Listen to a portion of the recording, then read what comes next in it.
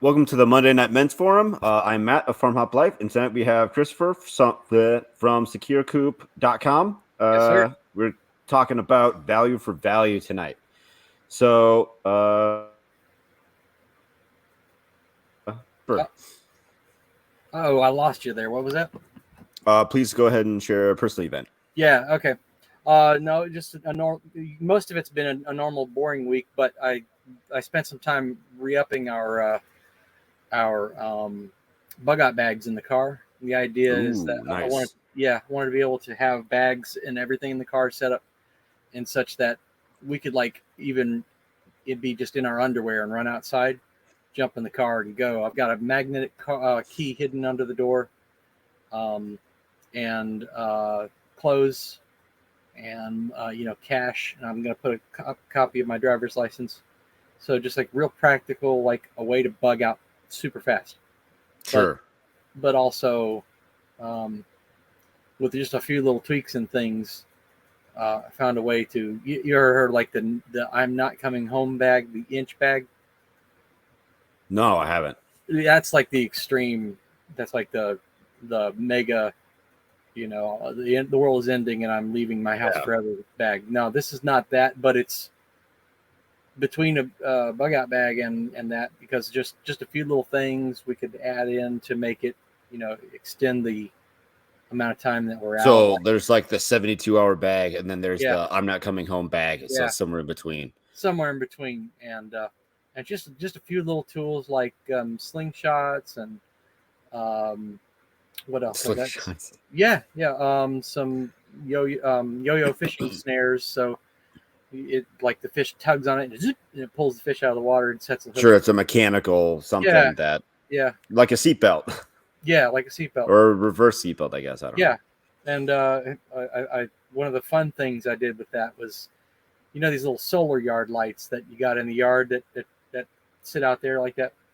Well, that actually, I got to thinking, that's a pretty decent little electric candle, and one of the cool things you can do with it, a lot of them have a little AAA battery inside, and we have an adapter that can adapt AAA batteries to a USB power, so we can not only charge our phone, but I keep in the car a little tablet with an e-ink reader like a Kindle, and it lasts like a month on a battery charge, and it's got like 3,000 books of all kinds.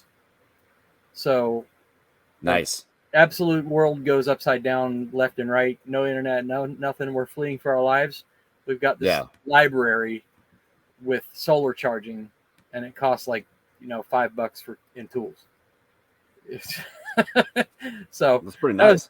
Yeah. So you can just take the little AAA battery out of the phone, out of the light, pop it into the charger, charge up your tablet. Boom, you got your ebooks and everything. So yeah, that was something that we're working towards is the bug out bags. That's not something we've done yet.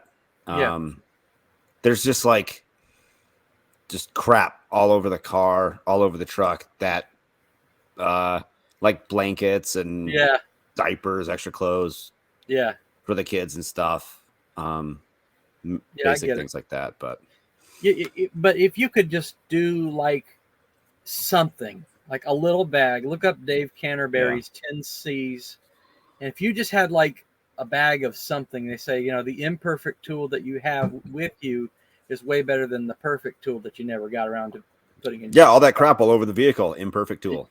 Yeah, it is an imperfect tool, especially if you had like a knife in there. Hey, that was one thing. Cabela's had like some like stocking offers. For like around Christmas time, and they have like these really crappy multi-tools. But I bought a few of them, and I gave them out as groomsmen gifts, obviously for the wedding. And then I bought 2 extra, one to keep in my truck and one to keep in the wife's car. Now, like, I haven't really had to use it much at all, but if I ever needed a knife or a pliers or whatever, I know there's one in the glove box. And I've had a lot of good success with those tiny little cheapy, they're carbide sharpeners. They got a pair of carbide blades in them. and they're like $250 on eBay. So I grabbed a couple of those for our bug out bags. That's smart. And so you got a knife that's dull. Right. So that cheapy little blade that you've got there, hit it up with a, keep it in the thing, but when next time you get a chance, hit it up with one of the little carbide sharpeners. You're not going to cut paper, they're not that good, but it is good enough for me, and that's, I have huge needs. So, it's the aliens. Bug out. That was weird. It's time to bug out. Weird. Take me. just aliens can take me. That was weird. I did lose power in the middle of my interview on Thursday, so that was neat. Yeah. Oh. Not even the middle. We are 7 minutes in. But I warned her ahead of time. I'm like, hey, we got high winds and stuff. There's like a 10% chance we'll lose power. And then we lost power. Yeah. But you had that generator. I did. But I decided it was not worth running the generator. I just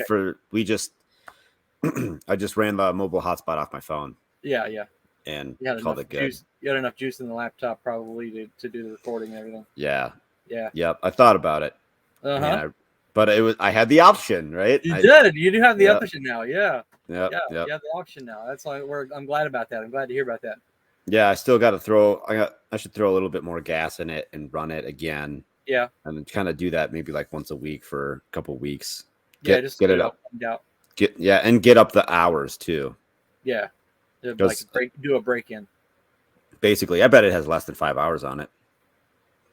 So it's the same feeling that I must have felt when mine fired right up again after, I've had that thing 10, 15 years and it was used when I got it. So there was like, it worked. I was like so glad to see that. Okay. I'm gonna mute him until he's ready to go. That was weird. I'm ready to go. Hello. It's Grant's monitor. Hey, it's the back Grant's monitor. Now we can decipher what model number his monitor is and then find him from there. Just work backwards. Grant, if you are ready, we're doing personal events. Me? Sure. Go for it. Okay. I guess my personal event this week is, it was kind of last week. Last Friday, my girlfriend decided to bring home a kitten and leave it here at my house. So now I have a kitten in my room. Mom knows about it. Dad still doesn't know about it. So yeah. Okay. Yeah. Did you name it? Did she name it? She named it Milo. That's not the name I would have chosen. Okay. I would have rather like. Where's Otis? Oh yeah, exactly what she named it from. I'm waiting for a cat so I can name it Cloudandus. Just rename it. If you're taking care of it, it's yours now. Yeah, I don't think I could do that. But yeah, it's a little kitten. It's eating good. It's big. It's a yellow cat. It's a male. I'm gonna cut his balls off in 6 months. So yeah, I don't really see him half the time. He'll come out when he feels like it, and I'll grab him, snatch him, and pet on him. He started to lay next to me, but yeah, she couldn't keep it at her place because her grandfather doesn't want a cat. Dad doesn't want a cat. But yet here there is a cat in my bedroom. All right, I got to shut these lights off. They're freaking out.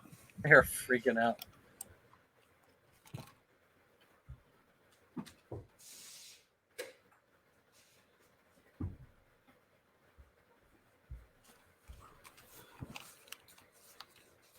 Stupid junk.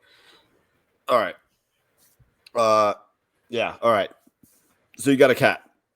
Nice. Yes. I went to a prepper estate sale this weekend. Whoa. And I said prepper estate sale in quotes because it was just hoarder junk. I mean, to the nth degree. I mean, Grant might have seen it, maybe not. I'm gonna guess probably not. No, what would you post on Twitter? I posted on Twitter, Instagram, and TikTok this this video here. I'll go check it out on Twitter. Unless you're gonna play it. I'm gonna play it. Come on. Whatever, you stupid piece of garbage. Okay, maybe this isn't gonna work. Not crap. Whatever. It was a bunch of junk, and I made a video about it, and it was just like chaotic. I opened it up by like panning. I stood in the bed of my truck and like I panned the whole property. It's like 5 acres of trash.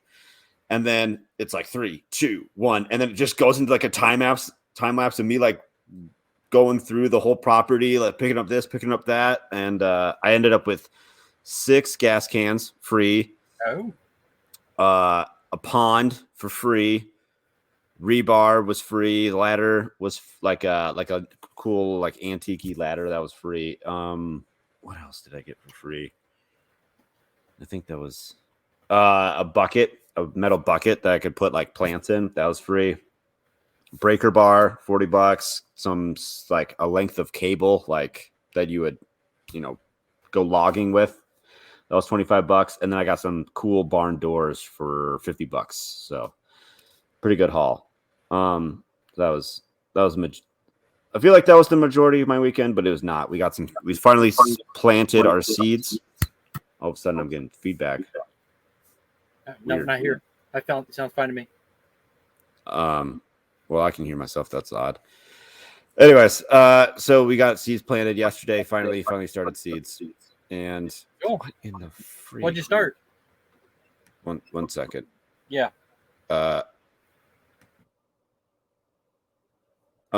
We started tomatoes, beets, not the peas, parsnips. What else was it? I don't remember. It was only like 3 seed trays worth of stuff. So we got really lazy. Like we got last frost dates in like a month. So oh yeah. We should have started like 4 weeks ago, but here we are. Well, if you started 4 weeks ago, then you'd have to find places to put all the little guys. So yeah, I guess. Yeah. So that's one thing that I don't like about gardening is starting seeds, because I'm putting them in seed trays and then they're going to like end up getting transplanted. I'd rather just plant them where they're going. But we're gonna fix that when we do the new garden. So how would you fix that? I'm gonna do cold frames. That's a good idea. So see, I used to start on my seed starts and I'd had relative success. But I have all the lights I need for them to be, non-leggy little bastards. But I don't put them up. So I end up with leggy bastards. And then I also have a problem by not starting them. I still have not planted my cucumber or squash seeds or okra. So I'm probably just going to directly put those in the garden. There's some I'm trying to do inside for a special side project. But they're getting leggy as crap. And I don't understand why. Like those have enough light. So I'm going to have to pot them up and plant them like 3 inches down because they're just so leggy. Like tomatoes. I mean. Yeah, I'm not sure. Not sure on that one. I do want to give a shout out though, for he's been on the men's forum a couple times, and I interviewed him once. That's how you get on the men's forum. Ray, come on, share screen, go. Right here. Guy, Alaska, shot a bear yesterday. Whoa. He goes, God bless us with meat today, and just cool. It's a huge sucker. I mean, look at the size of that thing. It's big, yeah. The big bear. It said it took him like 4 hours to process and like 4 hours to get it out of the woods, like and into his house. Yeah. So it is a whole freaking day. Yeah, it is a whole freaking day. I looked up your nice estate sale you went to. That's just trash. It was 99% trash. And they probably just wanted y'all to like come out and collect all the trash so they could turn around and sell the property. Actually, that is why they're doing it. So like he needs to have that cleared out he needs to have that cleared out in the next like 25 days. Otherwise he doesn't get his half. So I guess that must be some sort of the deal. Like, hey, get rid of your crap, or otherwise you miss out on, I don't know, a couple $100,000. So that's probably what that is. So yeah, shout out to Guy. That kind of goes into like the value for value, right? The value of his time to go hunt that bear. It'll provide, he said he was going to provide meat for his family for a year. I think he said they do jar the meat is what he said, to help preserve it. So, cause I don't think they have refrigeration where he's at. So. Really? Oh yeah. I guess he wouldn't have to if he's that far north. That's wild. Well, no, he's. I think it's a temperate climate, technically. Oh, okay. I mean, he's in the southeastern part of Alaska, so like on the coastal, like one of the coastal islands there. So, I mean, so like the value of that meat and having to put energy into storing it properly so it doesn't spoil, because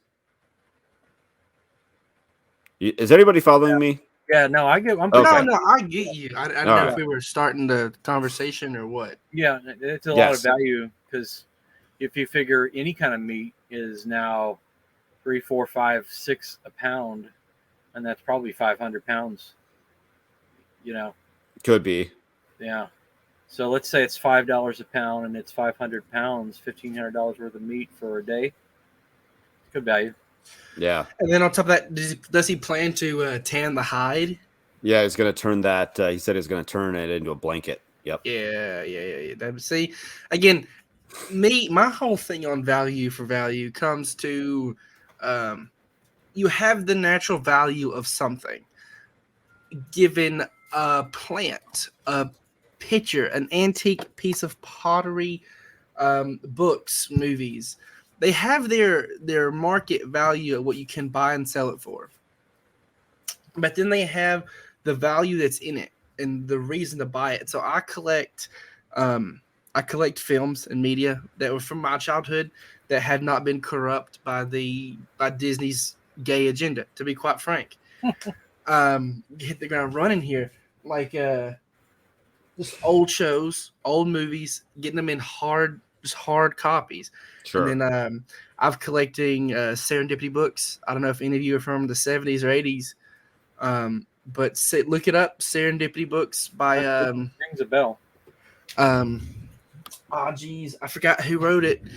But there are 72 copies of those, and I think I have about 60 of them, and I've all hunted them. Bought them all, got them down. So each one tells a specific story or lesson to your child. And that's one thing that is big for me. I intend to have a large family, and I want them to be able to have uncorrupted media when they're young, as books, TV shows, because now you look at the quality of things marketed to children now is quite frankly horrendous. Sure. But then also have value in plants. I go to a lot of places and buy plants with full intention of making more plants from those plants. Yeah, Grant, holy crap. Serendipity Complete Series, 71 books, $335. There. I can just buy my way to the top. You send me that link, because but see, the thing is, I'm buying them in hardback.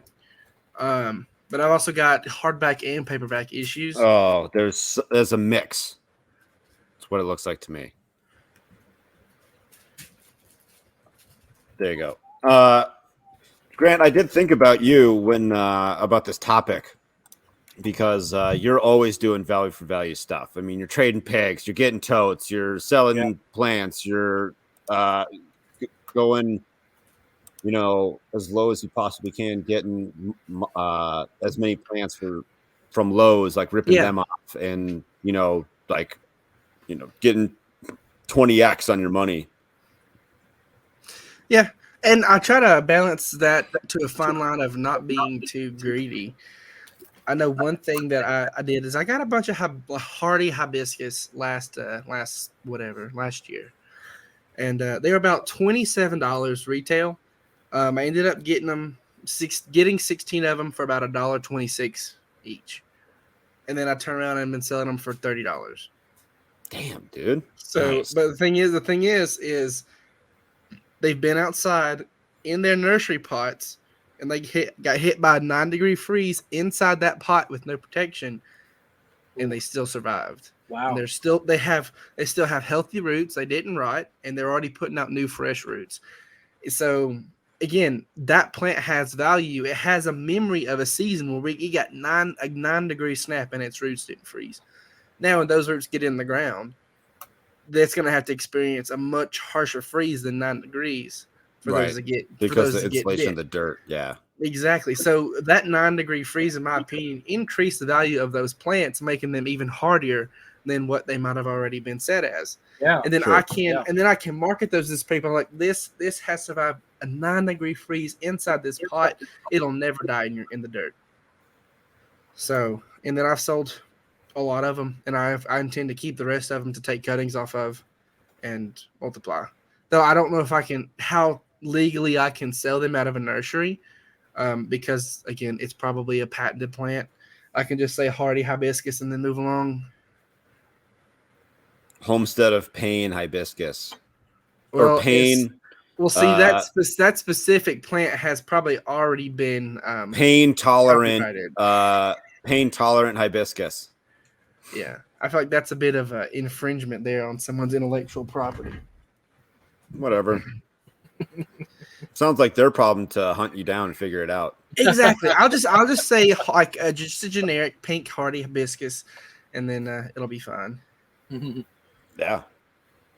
But again, I'm cheap. I am personally cheap. If I don't think I can get it for what I would pay for it, I don't get it. So how do you value your time then, Grant? Because you spend a lot of time doing this stuff. Like, yeah, you get it for cheap, but you also put a lot of time and effort into these projects. I mean, I don't know. I guess I currently don't value my time when I do stuff. When it's stuff for me and it's stuff for my future, my family's future, that doesn't have a value. It just gets done. So I don't know how I would put that, because all the plants I get, specifically getting into like perennials, and then I've been getting into stone crop, like they're just small hardy succulent type ground covers.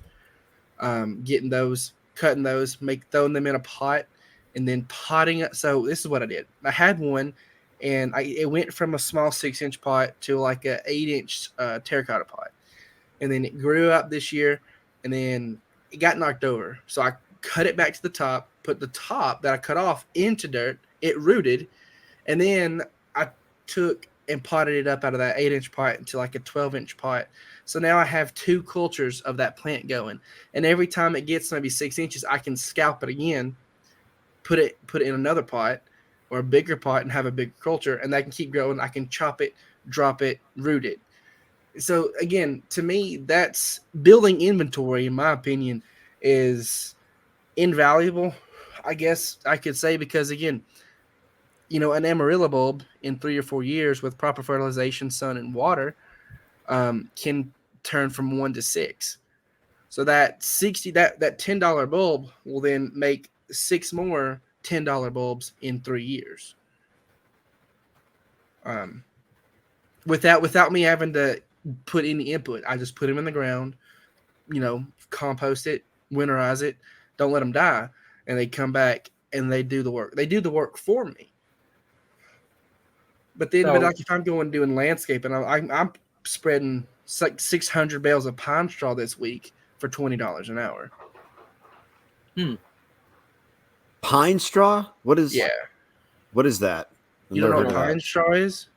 Never heard of it. You know what a pine tree is? I know what a pine tree is. So the needles?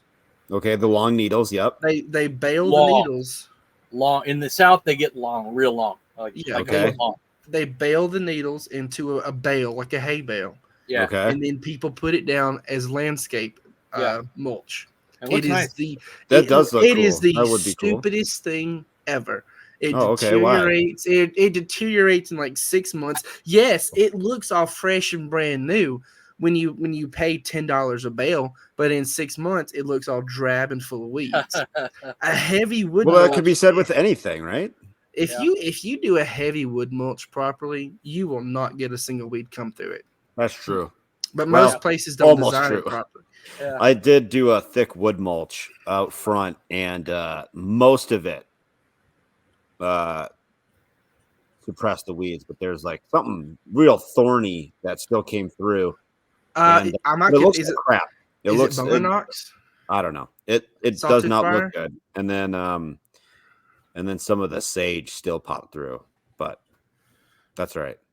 I'll figure that out. Pretty intense sage, through. So I spent a bunch of time digging up some canna lilies and irises from someone's house they gave me, and I ended up filling 3 raised beds full of canna lilies. Again, those are going to grow. Those canna lilies are edible, so that's a prep. On top of being a prep, it's a pollinator, it's flower. Like you said, Christopher, it's a chop and drop mulch. Yep. So that has many different facets I can use it as.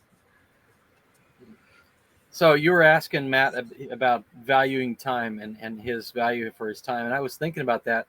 And at first, I was going to respond that that there can be a false economy of scale when you're thinking, I can save a bunch of money by doing this project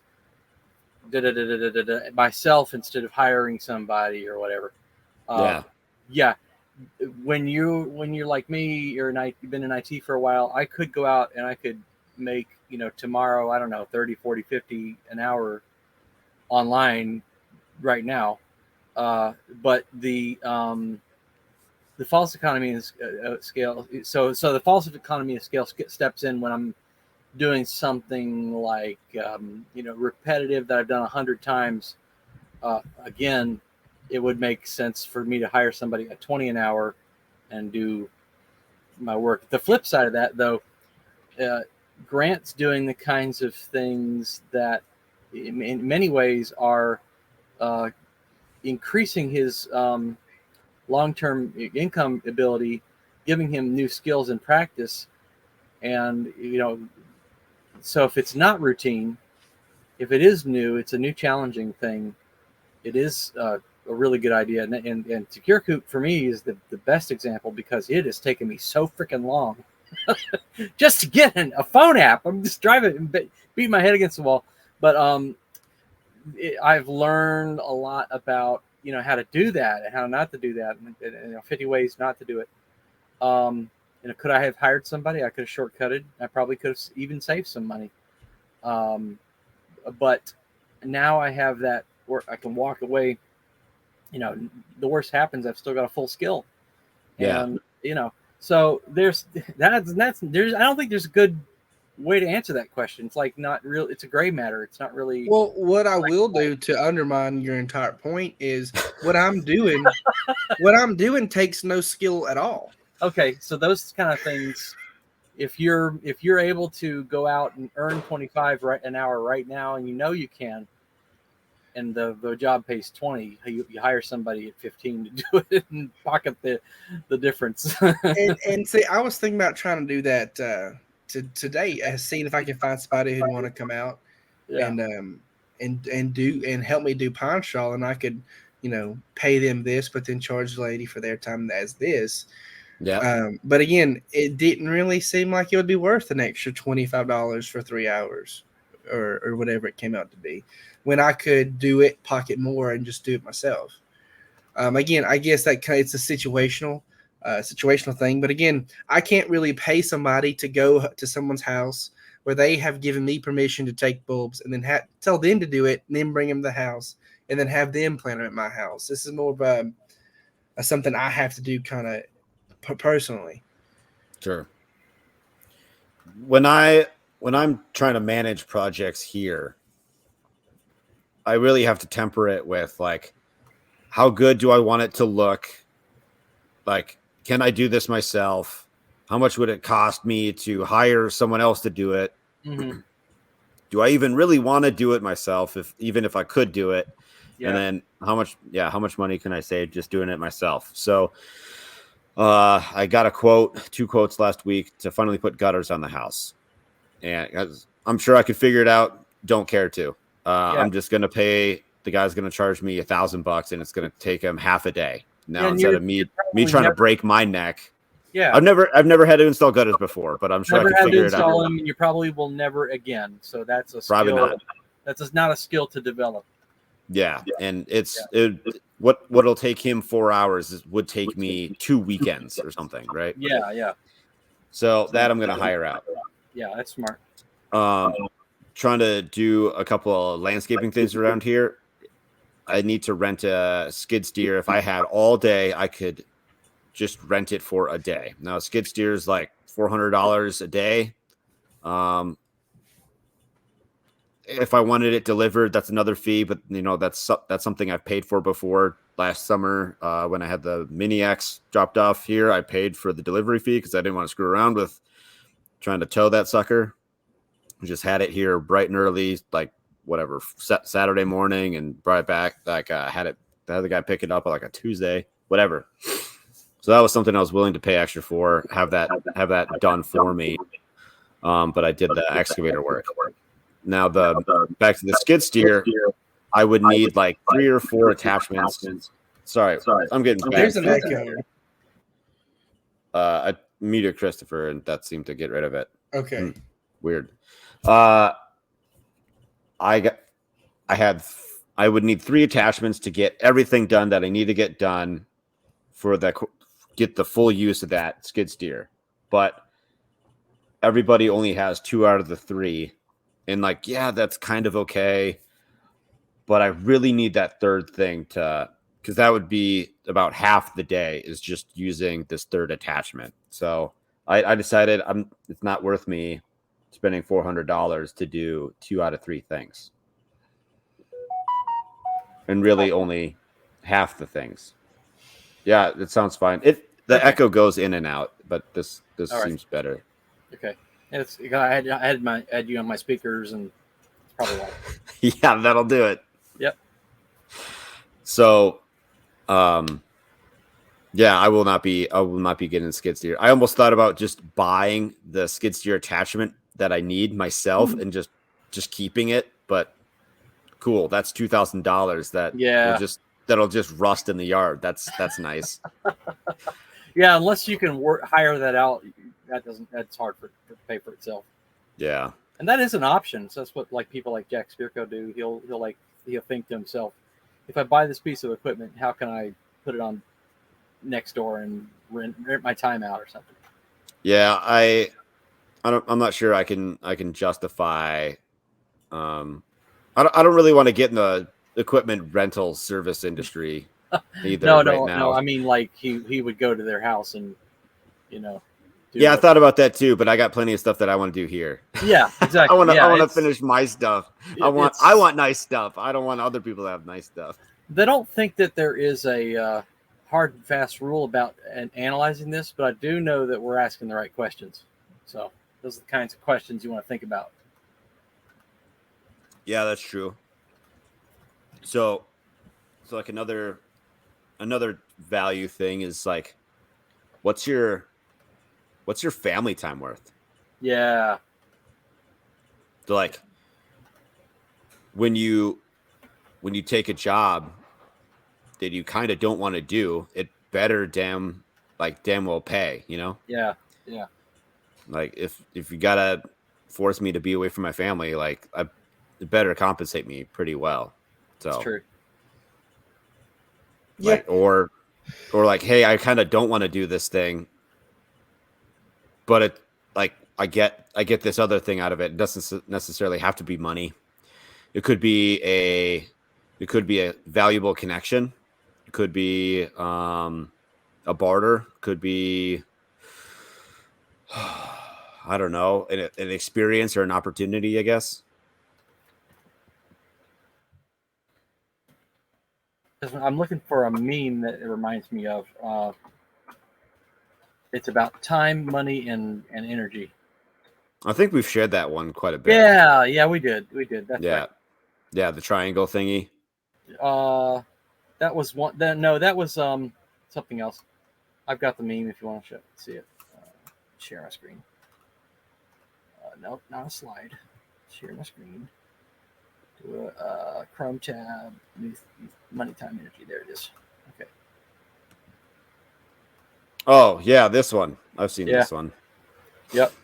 When you're so there's Grant. There's Grant on the left. There's me, and then there's Christopher.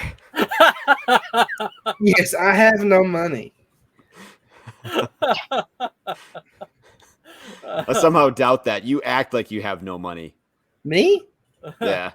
No, I pretty much keep enough to keep on moving and doing what I'm doing. That's it. Yeah, it's hard to bank money when you keep buying plants. Yeah. Or try to spend whatever, like $7,000 on greenhouses. Yeah. Right. Yeah. How do we line up that meme with our pictures? Yeah. How do we do that? I'll work on it. I'll be the one in the middle. Yeah. And, I'll put on Twitter. New profile picture. I'm gonna take a picture right now. Take a snapshot. That'd be funny. Yeah, I'll do it. Whoops, not that one. This one. So, oh man, I totally lost my train of thought. I had something else for tonight. Now I forgot what it was. Didn't write anything down. Oh, this podcast. This like the podcast and like this men's forum, right?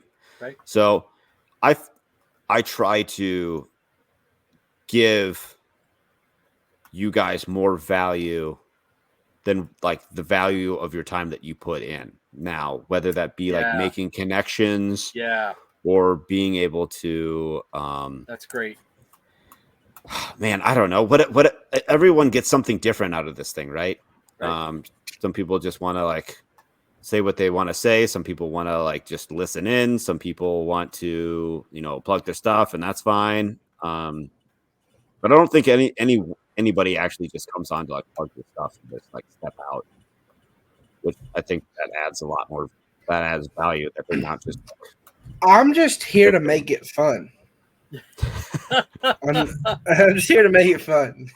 I was gonna say something. I'm gonna keep that to myself. Like I was gonna say something like, "Let me know when you start." Just ask anybody who watches. Yeah, Destiny. You're one Grant is bringing me one listener per episode, so I guess that's fair value, 1 for 1. And I come again. It's like what Scott does. It's for the community building. I feel like building the friendships here, building connections here. Like you introduced me to Chicken. And he's going to be a complete plus for me. Already has been. I've had meaningful conversations with him, Christopher, you afterwards. Yep. So that's already made it worth my time to be here. Sure. And the only thing I'm sacrificing is sleep that I really, really want. That explains why you're loopy. That's fair, Grant. Yeah, I try to. I just like keeping caught up with what you guys are doing. What you guys are up to. Your thoughts on things. To make it more of a conversation, because these are topics that I could never just have on my own. It'd just be like, let me tell you what I think about value for value, and then it's totally one sided. Like, cool. That's not it's not really like how I don't like to operate that way very very well. It'd be like Spearco. Yeah, we can leave that one there. I'm not gonna say nothing. So the other thing was is the value for value. So we went to a pig farm. I mean, he's got goats and chigs. He's got goats and chigs. Goats and chickens. there as well, but I think it's big moneymakers pegs. So I did a tour, got an interview, did some help out there. I've been thinking for a portion of that, I was thinking release the interview, normal podcast, whatever, but the tour, like, could I charge for that? Like once when I get all the video edited and everything, like, is that fair? Is that fair value that I?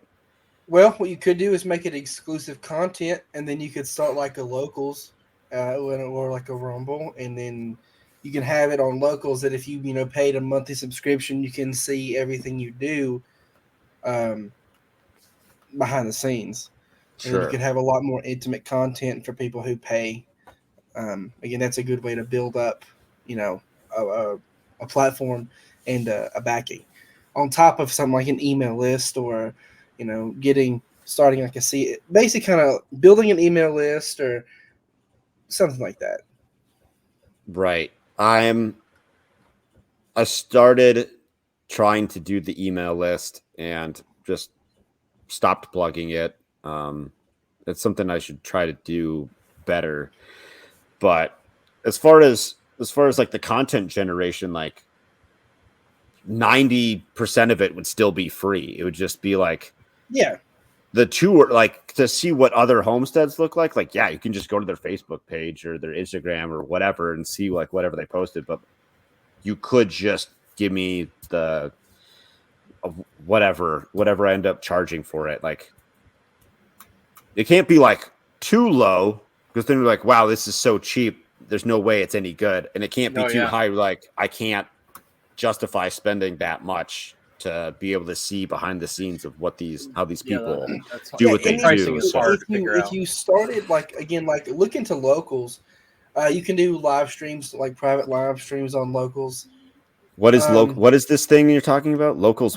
It's like a Patreon alternative to building basically online support. You can talk with them, communicate with them. You can do more things in your private life, like at home. When you're on the road, and then it be if somebody wants to join it, they'd be $5-10 a month for you to do yada yada yada. I'll have to look into that. Thanks. If you do, tell people to subscribe from the online website instead of through Apple or Google. Sure. I know that on my website, so I've got WordPress, and I've got all this stuff that I can actually set this it could be a video available for download. I can put that up directly on the website too. That they could just click, buy, watch. That's an option directly. So I wonder if I host it third party, be a little bit more, but maybe save them money if they just buy from me directly, instead of going through a third-party site. Not sure. You could, like Scott does that with his trees. You could do that directly to your website. Again, I think that feeds into your email list and building ground support. Yeah. And that's probably difficult for you because, again, you work a full-time job, full-time family. You don't really get around a bunch of people, specifically locally, because you live in Montana, to kind of build that local email group. If I go to farmers markets or just go do this, that, I can hand out a contact card. And people can sign up for an email list, and then they can be updated with what I do. That's, to me, the best way to do that is more personal and interactive, on the ground. So, Grant, for you, when you go to when you're looking for something, I mean, you're always looking for deals, right? So, how do you gauge it? Are you gauging it on your personal interest? Are you gauging it on the value of return? Or is it both? Do I have time for this thing? It could make me a lot of money, but I don't have the time to put in. How do you gauge that? I probably should consider time a lot more. When I got the pigs, I just got them and threw them in there. I didn't I'd hoping those would be a quick turnaround, but nobody wants to buy junk pigs. I mean, let's be honest.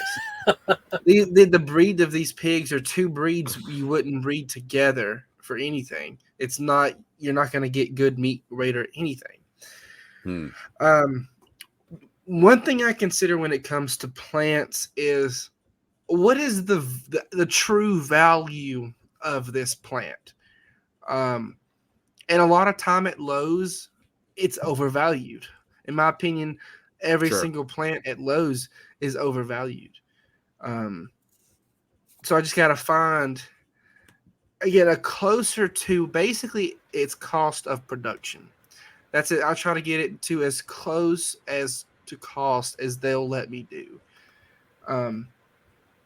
So that's pretty much what I go for. Again, it's easier to do it with the bigger nurseries, not like the more mom and pop places than Lowe's. Lowe's is very corporate. They're not supposed to give you a deal on anything, but if they do, it'll be 20% on top of clearance. And it depends on what you're doing. So if it's perennial, I will never buy annuals at all, because there's no investment in annual. But perennials, I will make the judgment call. If it's something that can be edible, that also factors in if I, drop money on it. When I went and bought, I bought like 50 daylilies. At the time, I didn't know they were edible. I just knew they could be split and grown, divided, and multiply your inventory. But I now know daylilies are edible. Hostas are edible. And then canna lilies are also edible. All three things that are perennial that you can sometimes catch on clearance. But if it's like goats, I mean, I know what the value of a goat is. I don't buy from markets or stockyards. If you're trying to get a goat from a stockyard, you need to be very open to the fact that you're playing with fire, I guess. You're basically getting somebody else's seconds, because what you don't want gets cold. Where does it get cold? The stockyard. So you've got to make judgment calls there. With me, my calls, when we get to that point, will probably just become freezer. If they are not in the condition to be eaten, then they're, again, stockyard. If they, so it all comes down to what you're looking at. If it's an animal, well, an animal has its set value, and it's not going to lose. It's not going to die. It's not going to die if you don't buy it. You know what I mean? If somebody's selling a goat for $480 and that goat's not worth but $300, that goat's not going to die if they don't sell it. So they're just going to hold out, wait for somebody to buy it. But with plants, they'll rot, they'll die, they throw them away. So I think the only thing I regret not getting is there was like 24 Christmas cactuses on clearance. And I'm looking at those like, okay, they'll give me 15% off, but I want more. I still could have cut those Christmas cactuses down to nothing and then propagated maybe hundreds of them. And then they would have regrown, and then I could propagate again, and then I could propagate from the propagation, and so on and so forth. But reality is I didn't have a place to put them, store them, and propagate them. I am not prepared for something of that scale. I just do not have the capabilities to do something like that. So I passed. Again, we didn't get the greenhouses. Would have loved it. Realistically, when you break it down, we have no place to put one right now. I could probably, ask a neighbor if he'll let me use a strip of his land. I guarantee you he might. But again, then you're behest of somebody else. Yeah. So it really it all depends on what you're looking for. If it's free, free's free. But look at what free is going to cost you. I get my totes. I get my totes for free. The time it takes to go get the totes, and then you're looking at how aren't they full of like some sort of fluid, something too? So you got to clean them out. They're not full, but they used to be full of it. They're they got a coating on the inside. That they got, so the whatever. The problem for the ones I get, they have a food glue. So it's glue that goes on the packaging of food products. There's the interior like plastic that touches the food. You have the foil that's printed on, and then you have like the thing that goes on top of the foil. It's like three layers. It's got that glue. I poured like a half a gallon onto a Nandina, and it was dead the next morning. So again, on what? You poured on a what? Nandina. Look it up. It's like it's a Japanese decorative shrub with with the red berries.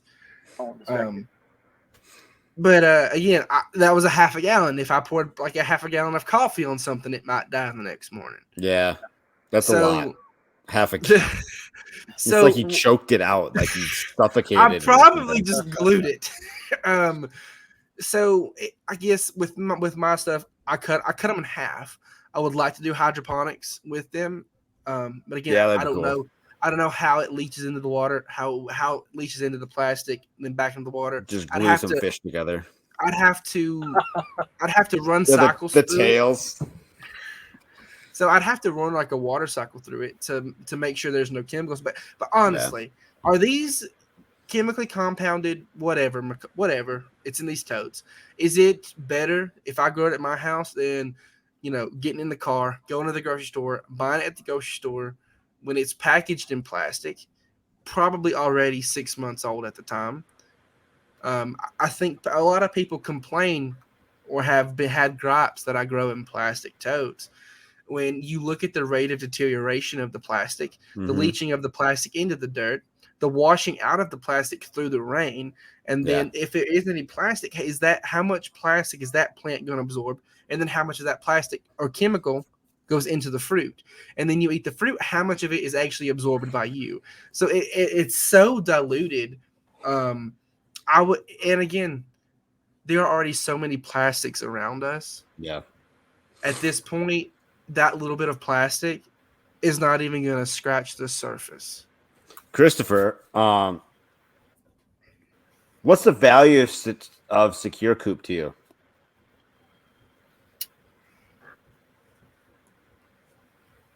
Job security. I've never felt comfortable after having lost one or two jobs due to circumstances beyond my control, that put an unshaky foundation under me, and wanted to be able to make sure that all the family's debts are taken care of, and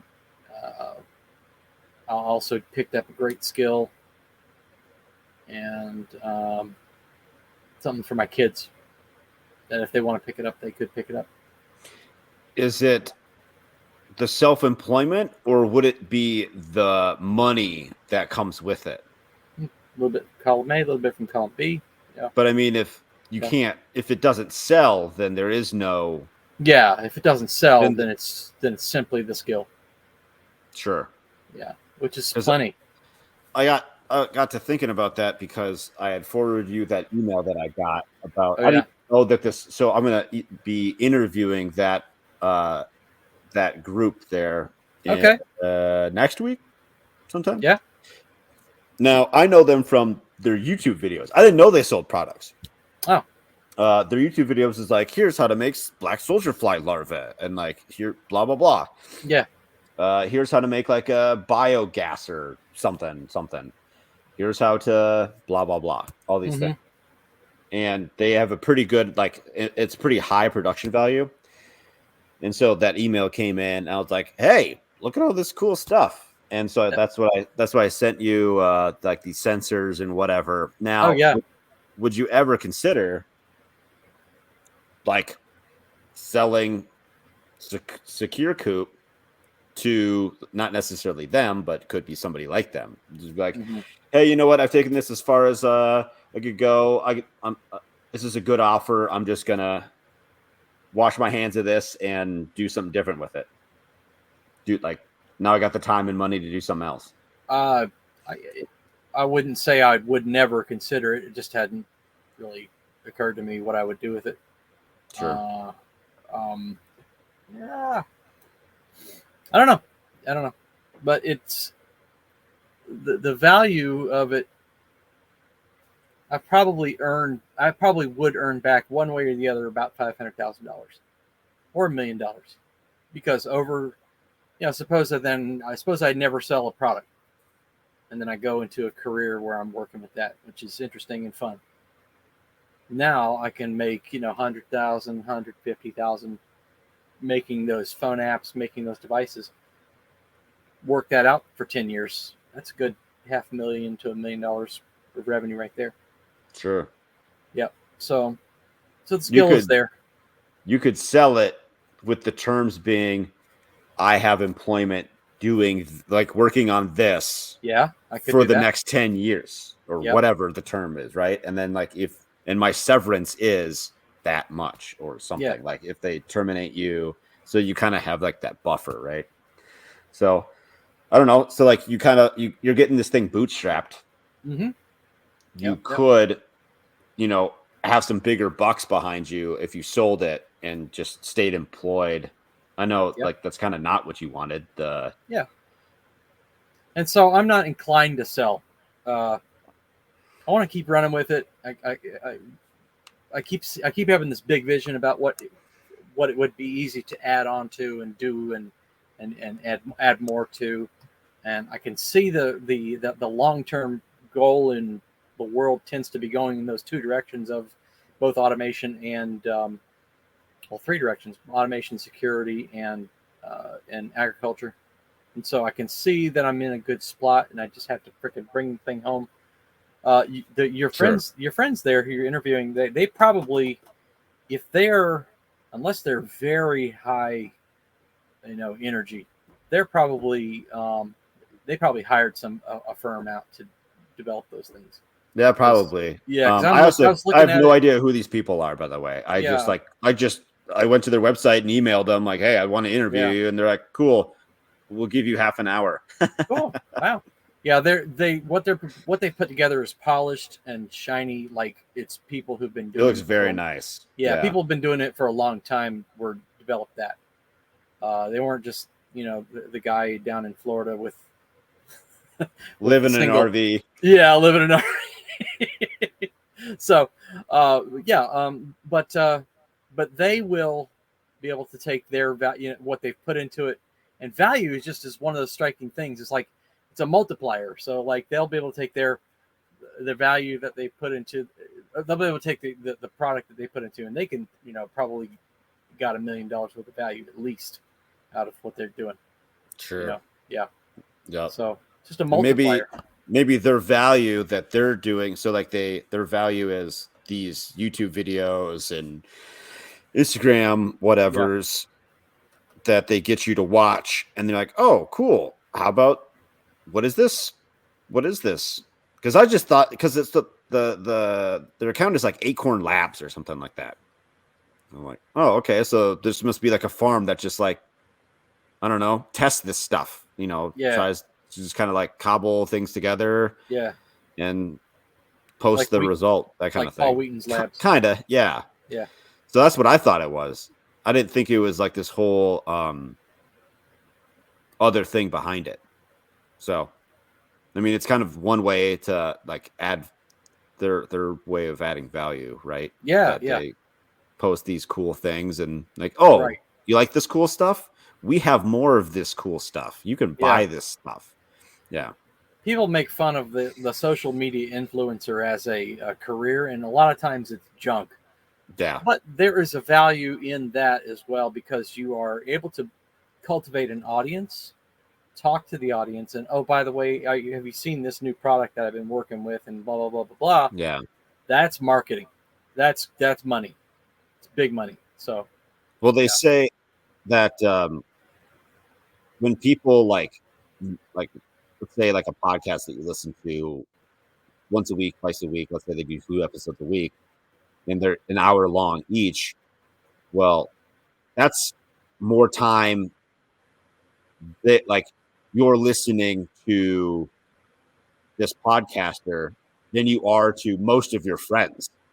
So like if they just stopped posting, or you missed it, like they didn't get an episode out or whatever, like it's a part of you, like you feel like you're not hearing from a friend of yours, but it's like a one-sided conversation. You know what I'm saying? So like that actually has like a huge, like that's kind of like a big deal. Yeah. That if somebody listens to you regularly like that. Yeah, that is a big deal. So So they're able to use their.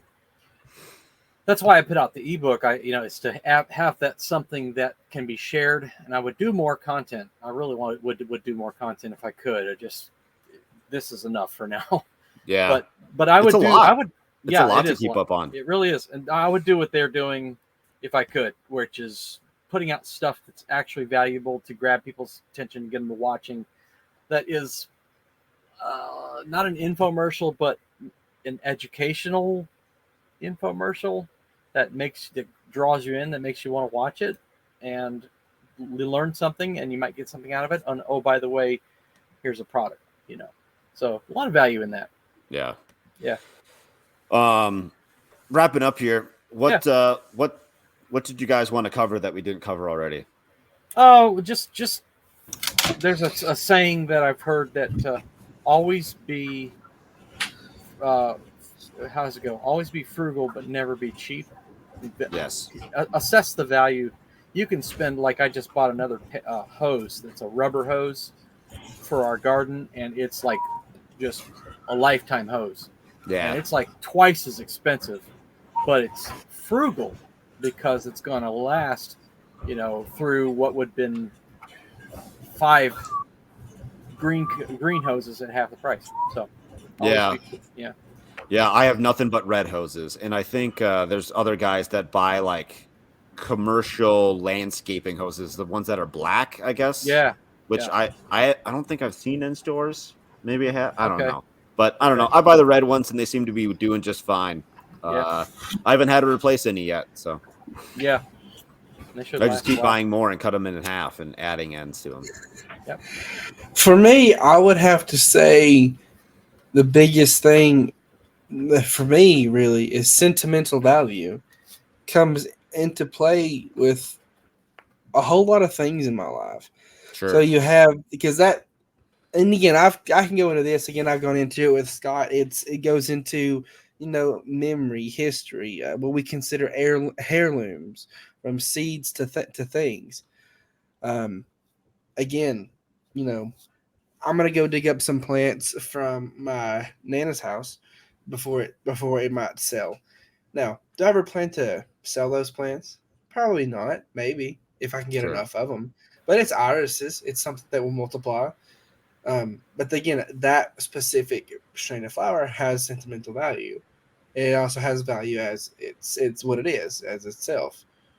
So, like that's always something I think a lot of people forget that we just don't have anymore. That's fair. Yeah. I'm not too like my wife and I were talking the other day. Like we're not too sentimental about much. A lot of it's just stuff. Yeah, but it's the story behind that stuff. Where'd you get that stuff? Yeah, but if there is no story, like, and I got it from Amazon. That's how I got it. Like, okay, well, there's a pot sitting in front of me. It's a planted pot. I've got a plant in it. It's completely worthless. Its value is nothing. But I can run you through the exact day I bought that, why I bought it, what happened before and after I bought it. Yeah. And I can tell you that with almost everything I have. We got it at Hobby Lobby, and me and Mom were shopping, and yada yada yada. I had whole conversations around that pot. So, yeah, it really all depends. I'm sentimental about the trees that we just planted because those are the first ones that we planted on this property. Exactly. So anything for that's me different. That's the first is a big sentimental thing. Sure. A first something, whether it's a first this or a first that. And there's a whole lot of firsts. There's the first time you propagate something, and then there's the first time you propagate a different something. And that may be your first propagation from this propagation. And then that first plant you ever propagated, you might go and get another first off of it. So Yeah. You know, there's a whole lot of firsts you can get over and over again, depending on what you do. And in my opinion, each one of those things is sentimental. The jars of jelly I make are sentimental because I put my time into it. So, you know, I give that jelly value by making it, by putting my time into it. And again, like when we canned our first batch of blueberry jam, that was invaluable. You know, you wanted to offer me $10? No, I wouldn't sell you a half a pound for $10 because it's mine. It's our first batch, and we're gonna enjoy it. Yeah, that sounds good. Yeah. Christopher. Yeah. So securecoop.com is the website for a product that I have been slowly and carefully working through to bring out. I have a pre-sale on, and you can get the coupon down there. Get on the mailing list, and there is an ebook, and it is. I didn't even tell you what it is. It is a coop door opener with phone notifications. Just whatever it is, just buy it. Yeah, whatever it is, just buy it. So it's a coop valuable. With buy it. Notifications. Yeah, it's got value. And after the coop door opener, I'm going to try to expand to other products in the backyard space. Get on the mailing list, and you can be notified when we are ready to go. Tell you what, if I get sponsored by this whatever company and they send me 2 copies of whatever, I'll send them to you so you can reverse engineer it and just steal all their stuff. It's not what they're doing is not complicated. I could do it, but it's not. I couldn't do it polished like that. Sure. Not today. Sure. Yeah. Fair enough. All right, Mr. Payne. Mr. Payne.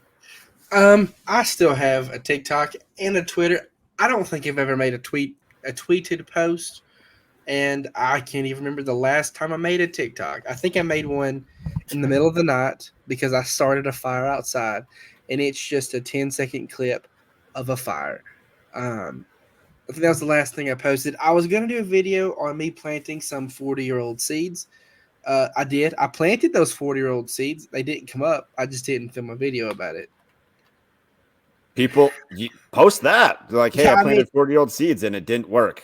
I should have, but again, I started it, but I never finished it. So, shiny object syndrome. That's Grant. Yeah. All right. I'm at DeRozier, farmhoplife.com. We're a traveling host of family. I do interviews and then this men's forum. Check out our 20 by 23 project. Still gunning for 20 homesteads in the year 2023, just near me. So thanks guys for being here. Appreciate it. Appreciate your time. Your time is valuable. Yeah. I hope I exchanged value. Of course. And the people listening and watching. I appreciate their value as well. Yep. All right. Next week, we're talking about keep the wolves away. What's that mean? You'll figure it out. Mm-hmm. See you next week. Yep.